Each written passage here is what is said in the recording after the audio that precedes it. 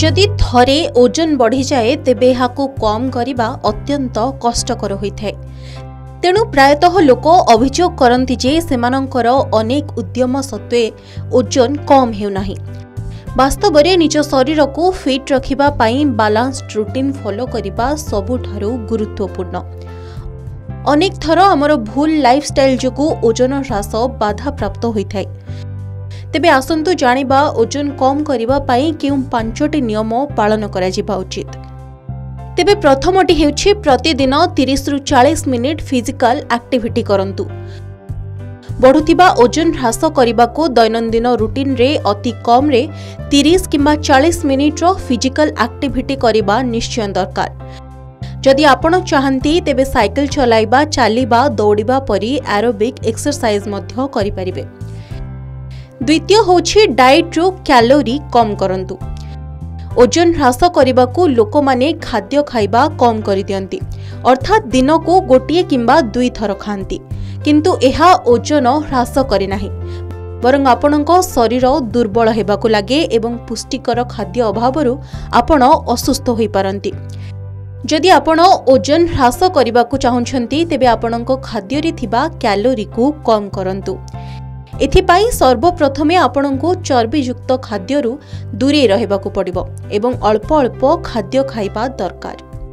प्रचुर पानी पीबा अत्यंत जरूरी। ओजन ह्रास पाई निज दिन को 1 ग्लास पानी रु आरंभ करंतु एवं आपणकर डेली रूटीन रे अति कम रे 3 लिटर पानी पीबार लक्ष्य रखंतु। हुएतो साधा पानी पीबा आपणको विरक्त लागि पारे, तेणु आपण एथिरे प्रोटीन पाउडर मध्य मिसाई पारिबे। यह व्यतीत नड़िया पानी भली हेल्दी ड्रिंक माध्यम रे शरीर रे जलर अभाव को पूरण करंतु। यह मेटाबॉलिज्म को मजबूत रखिबो एवं आपण शीघ्र ओजन कम करि परिबे।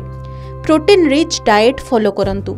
ओजन कम करिबा एवं मसल्स को टोन करिबा को आपण निज खाद्य रे प्रोटीन रो परिमाण बढ़ाइबा उचित। एथिपाई सोयाबीन, लो फैट पनीर, अंडा भली जिनिस को निज खाद्य रे अंतर्भुक्त कराजिबा उचित। प्रतिदिन आपणको पाई केते परिमाणर प्रोटीन ठीक ताहा जानिबा पाई आपण जणे विशेषज्ञଙ୍କ ठारू मध्य परामर्श नै परिबे। यथेष्ट निद्रा।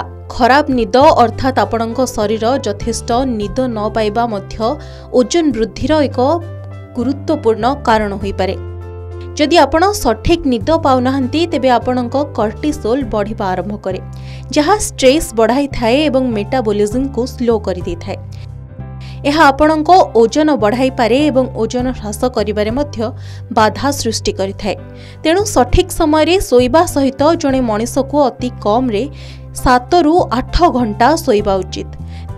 तेबे एही भले किछि छोट छोट रूटीन निज दैनंदिन जीवन रे फॉलो करी आपण अति सहज रे ओजन ह्रास करि परिबे। ब्यूरो रिपोर्ट, के न्यूज ओडिशा।